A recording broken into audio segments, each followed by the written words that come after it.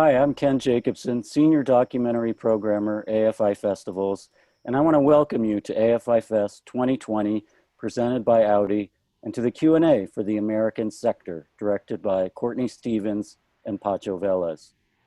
First, I want to thank our supporters of the festival, our presenting sponsor, Audi, our AFI members, and of course, you, our audience.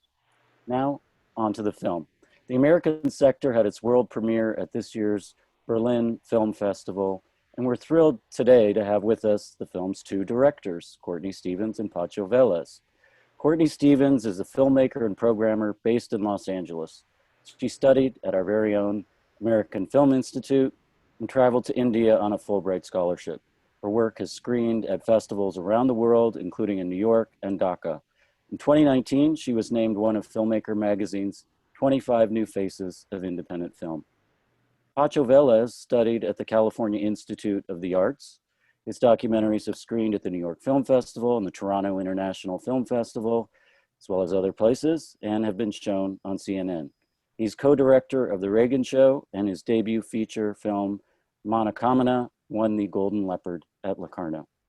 I want to welcome you both, Courtney and Pacho, today, and congratulate you on your wonderful film. Thanks for joining us. Thank you, Ken. Thanks for screening it. Thank you so much for showing it at the AFI Fest. Maybe starting with you, Pacho, can you talk about where the idea for the American Sector came from and how the partnership with Courtney came together? I was working, as you said, I directed a film about Reagan and his summits with Gorbachev. This was a few years ago, and as part of research for that project, I was at the Reagan Presidential Library for about a month going through their archives. It's sort of on this hilltop, and it's very far from anywhere to eat lunch. And they have this little picnic table. And so you'd have to kind of bring your lunch every day. Their hours are very strict, 9 to 5. There wasn't enough time to go get lunch anywhere else. So I would be eating this peanut butter and jelly sandwich at the picnic table with all the other researchers right next to a piece of the Berlin Wall that had been donated to the library. And people would just come by and say the most outrageous things about this wall. True and false, fact and fiction. It was clearly like a prompt to get people to think back into their personal experiences, perhaps having visited Berlin, but also to get people to think about larger ideas like freedom and liberty and how they sort of intersected with their personal understandings of the United States. And the discourse was just so interesting. I started to wonder where else in the United States these pieces of the wall were and what other kinds of things people were saying about them. So while I was in LA, I've been friends with Courtney for a long time, and I was talking to her about this project. Courtney also has a number of longstanding research interests related to the Cold War and has done work with the Vende Museum, which is out there. It's a wonderful Cold War resource in LA. And we started talking about it and talking about how we might together start visiting some of these sites around the country and talking to people. And Courtney, how did you kind of join the project, and what were your ideas sort of at this beginning stage of how you saw the project? I mean, it happens actually that not the majority, but biggest concentration of wall pieces, as you hear somebody say in the film, is in LA, is in Southern California. And that's a result of Reagan, Nixon, also the Vending Museum, who's brought a lot of pieces out here. There's like a 10-panel strip on Wilshire across the street from LACMA. So I was very much aware that these were kind of around and were a kind of a sort of had become an American trope, And what was interesting is when we started filming, I think our original idea was that we would have voiceover and that this would be a kind of road trip that we narrated as a sort of essay film. And so we started filming, and we were just doing these kind of isolated trips. And I think our first one was, you know, from LA, then we went to Monterey, where there's a piece that doesn't appear in the film. There's one south of San Francisco. So we were just kind of, you know, going around California. And as we did it, it was, you know, like people would sort of just appear out of thin air and, you know, ask what we were up to, but also kind of, oh, I remember, you know,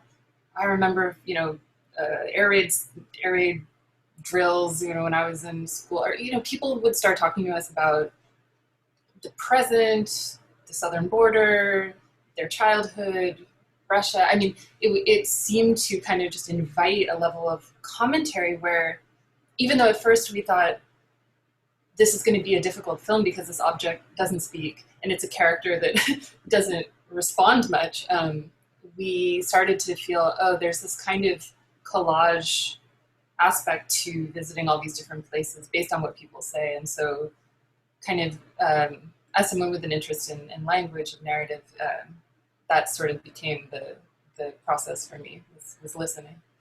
You know, I was going to ask a different question, but what you said made me want to ask this one instead, which is the opening shot of the movie.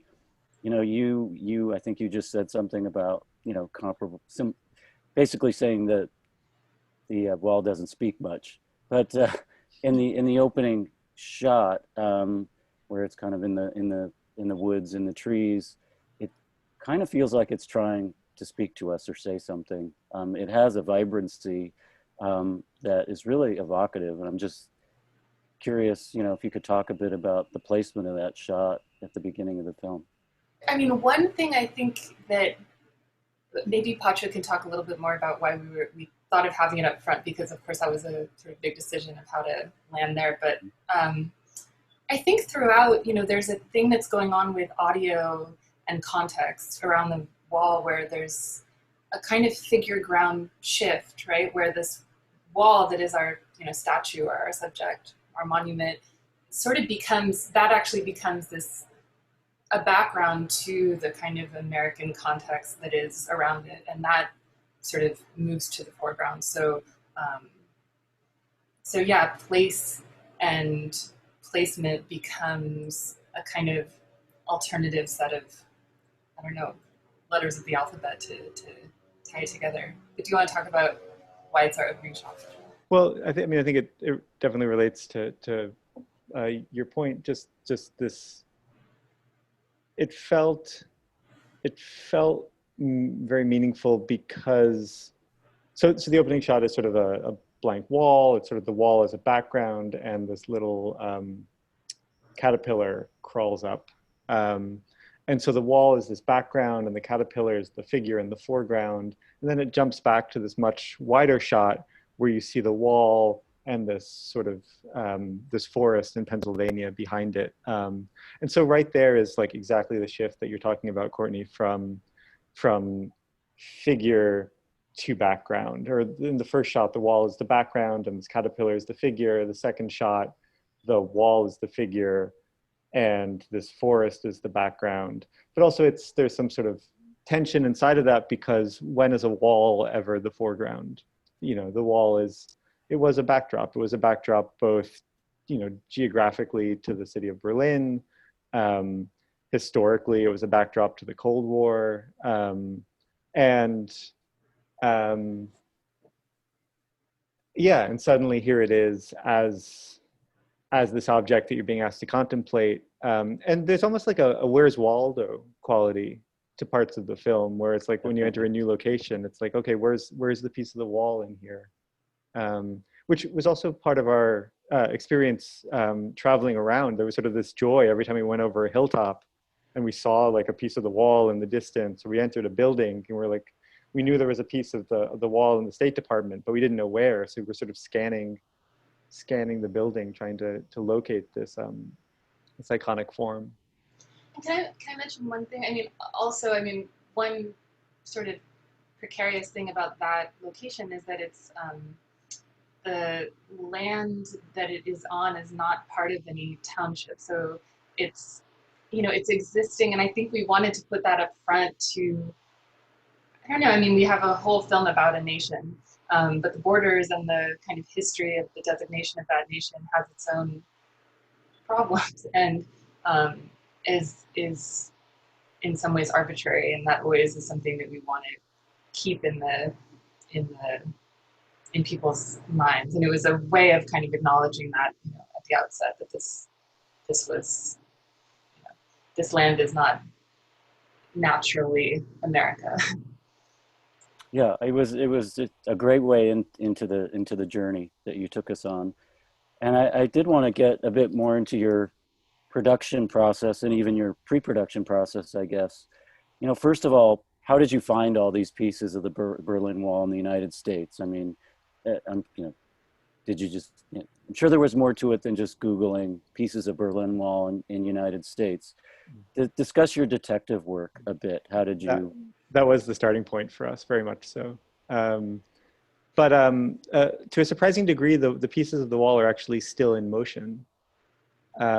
So there used to be a piece at a children's museum in North Carolina um, that at this point, I guess about a year or two ago, was sold to a private collector and sort of vanished. There used to be a piece in New York at the Intrepid Air and Space Museum, but their piece of the wall, the piece of the Berlin Wall, in a sort of like wonderful metaphorical gesture or symbolic gesture, was replaced with a steel girder from the World Trade Towers. Um, um, and yeah, I mean, it was a lot of Googling and then a lot of sort of cold calling places to ask if their piece of the wall was still there, if it was intact, you know, if we could visit it. Obviously, we're in a lot of sort of fairly secure locations, military bases, that sort of thing. Those were all negotiations. There was one base that we were denied access to. So I was talking to these officers, and like, you realize Michael Bay needs like to get permission to come onto the base. Like, you know, and it takes him like months to get permission. Like, why should we ever let you onto the base?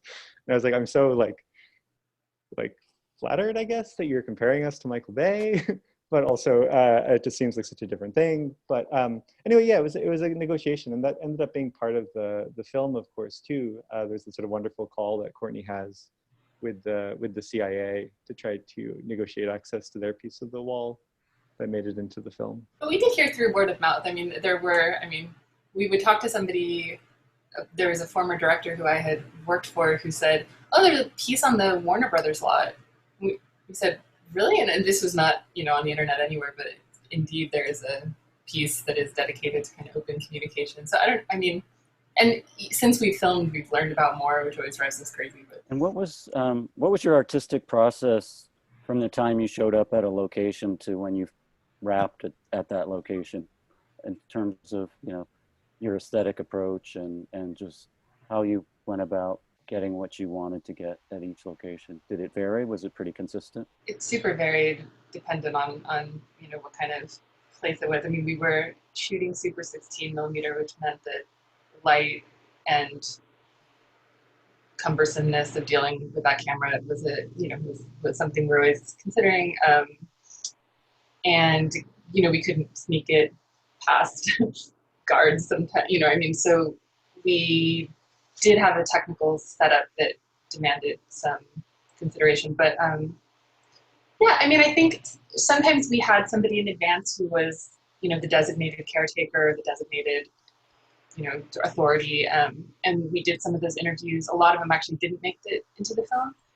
Some did, some curators, but you know, oftentimes it was just somebody was, you know, fishing nearby, or you know, some of these characters who we definitely did not have contact with in advance, and you know, happened to be nearby. And I'm pretty chatty, so you know, a lot of times it was, you know, we would shoot and you know, have conversations, and if those turned into more, we would let it. It was a sort of kind of controlled chaos, and a lot of times we'd be traveling, you know, 2,000 miles in 5 days to visit, you know, you know, a site or two a day. And so it was a lot of,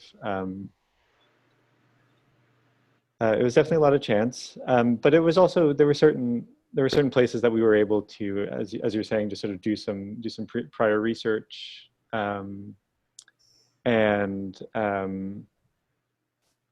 For instance, with the German military command in Virginia, we very intentionally, we read about this Christmas fair that they had every year, and we read about it, you know, in February.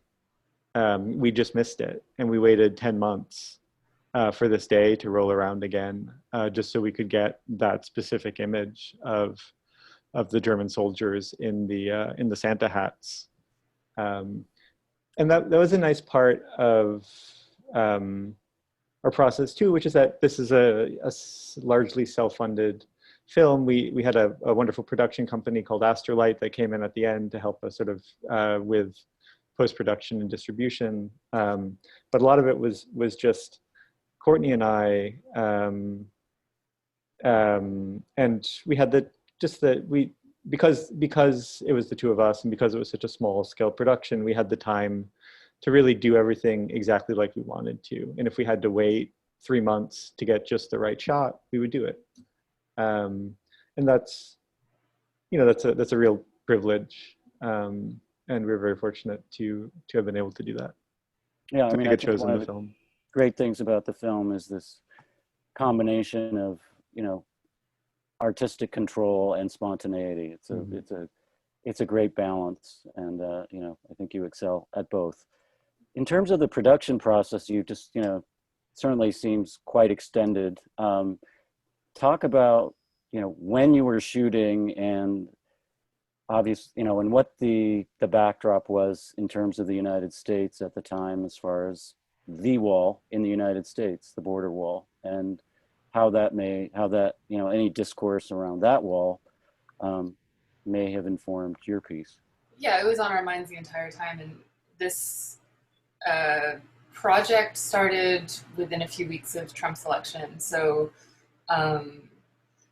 you know, it wasn't only the southern border, it was also monuments, Confederate monuments, you know, ebbed and flowed in the kind of, I don't know, kind of news cycle during this time. And so what people spoke about to us, a lot of which we didn't include in the film because we hoped that these things would resonate, but not sort of locate it so specifically in a particular year or month, you know, as things change very quickly. But I think it caused for us, I think, sort of, it gave us a sort of distance that was, I think, ultimately our primary interest within the film, which is how do people talk about freedom? How do people envision this and kind of claim this? And, you know, when do they have to when are people, I don't know, bending themselves or contorting themselves in order to still believe in certain sorts of things, you know, which we all do. But yeah, it was also, I think, for us very humbling because we were, you know, we had a set of politics that we entered this with, and we met a bunch of people who were lovely and often, you know, had lives or, you know, had a set of perspectives that did not like agree necessarily with kind of our rhetoric, but did touch us as you know, people. And so, I mean, it changed us, and I think made us, you know, feel that we were just receiving at some point, you know, that our thesis that we may have entered this with, that these are our feelings about monuments, these are our feelings about border walls. I mean, it became just such a process of, okay, this person appeared and we're going to just, you know, we're going to receive, and there's no, you know, in the end, it's a very pluralized, I think, film, I hope. Putting you inside your own movie, what does the Berlin Wall mean to you? Courtney, you want to take it first? Pass. You know, there were, I remember at some point after we were filming for maybe 2 years, we were like, kind of looks like a headstone, you know, it's sort of, I think we were shooting in a graveyard that you see in the film.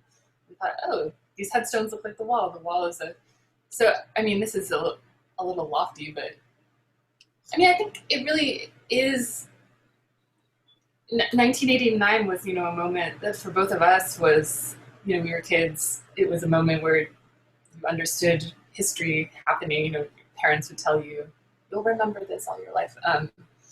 But it really does seem like a moment of transition into a much more difficult to define chapter for America and how America sees itself. It does, for me, it's like a line drawn. I mean, it's a really marker of time. Another comparison that we ended up making after staring at this object for far too long was to the black monolith in 2001, and just this idea of a sort of a blank screen almost on which you can project so many different thoughts, both, you know, or historical memories, but also you know, imagination, abstract ideals. It's a very open, a kind of open symbol, and it sort of becomes this thing where anytime that people are talking about the wall, they're not actually talking about the wall. They're talking about, you're learning as much about them as you are about the Berlin Wall. And there's, yeah, I think there's few things in American life that match that kind of open potential. Another thing we talked about a lot was sort of this last moment where